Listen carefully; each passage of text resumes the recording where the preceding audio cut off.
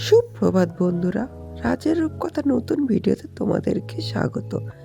আজকে আমি তোমাদের সাথে শেয়ার করব বাড়িতে পড়ে থাকা পুরনো কাপড় দিয়ে কিভাবে আমি এই সুন্দর কোলবালিশের খোলটা বানিয়েছি। তো চলো শুরু করা যাক। 3, 2, 1. এরপর বাড়িতে থাকা একটা অন্য কোলবালিশের থেকে মেজারমেন্ট নিয়ে নেব।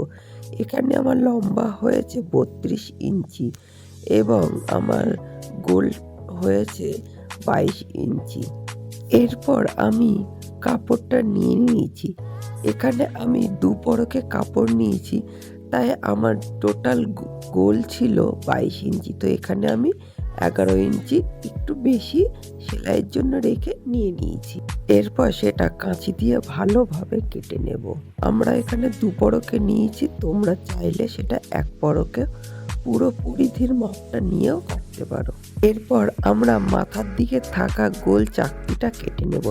তার জন্য একটা ছোট্ট কাপড়কে দুভাজে ভাঁজ করে সেটাকে একটু রাউন্ড শেপ করে কেটে নেব।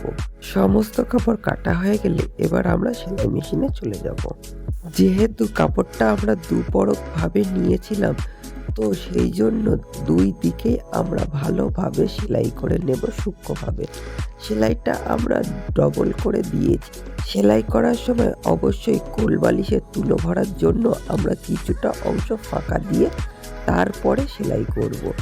আমরা এদিকে এক দিকটা লম্বা ভালোভাবে সেলাই করে নিয়েছি, আর একদিকে লম্বাটা সেলাই করার সময় কিছুটা অংশ ফাঁকা রেখেছি। 2 সাইড সেলাই করা হয়ে গেলে এবার গোল চাকতি কাপড়টা নিয়ে নেব। সেটাকে এবার খুবই সূক্ষ্ম হাতে ধীরে ধীরে ছোট্ট ছোট্ট কুচি ফেলে পুরো কাপড়ের পরিমাপটা ওই ছোট্ট কাপড়ের উপরে নিয়ে আসব। কাজটা প্রচণ্ড সূক্ষ্ম হাতে ধীরে ধীরে করতে হবে। সেলাই করা হয়ে গেলে সেটাকে উল্টো থেকে সিধা পিঠ দেখিয়ে দেব যে কেমনভাবে সেলাইটা আমরা করেছি। এমনভাবে 2 দিকে সেলাই করে নেব, আর মাঝখানে পেটের দিকে কিছুটা অংশ তুলো ভরার জন্য আমরা ফাঁকা রেখেছি। এর সাথেই আমাদের সম্পূর্ণ কোলবালিশের টিউটোরিয়ালটা শেষ হয়। এরপর আমরা এর ভিতরে তুলো ভরিয়ে দেখিয়ে দেব তোমাদের আউটপুটটা কেমন হয়েছে। আমরা এখানে কোলবালিশের ভিতরে তুলো ভরে দিয়েছি এবং যেখানে ফাঁকা ছিল সেই জায়গাটাও আমরা হাত সেলাই করে দিয়েছি। তো আজকের ভিডিও এই পর্যন্ত। আমার ভিডিও কেমন লাগলো তোমরা অবশ্যই আমাকে কমেন্ট করে জানিও, আর আমার ভিডিও ভালো লাগলে অবশ্যই আমার চ্যানেলটা সাবস্ক্রাইব করে দাও, আমাকে সাপোর্ট করো।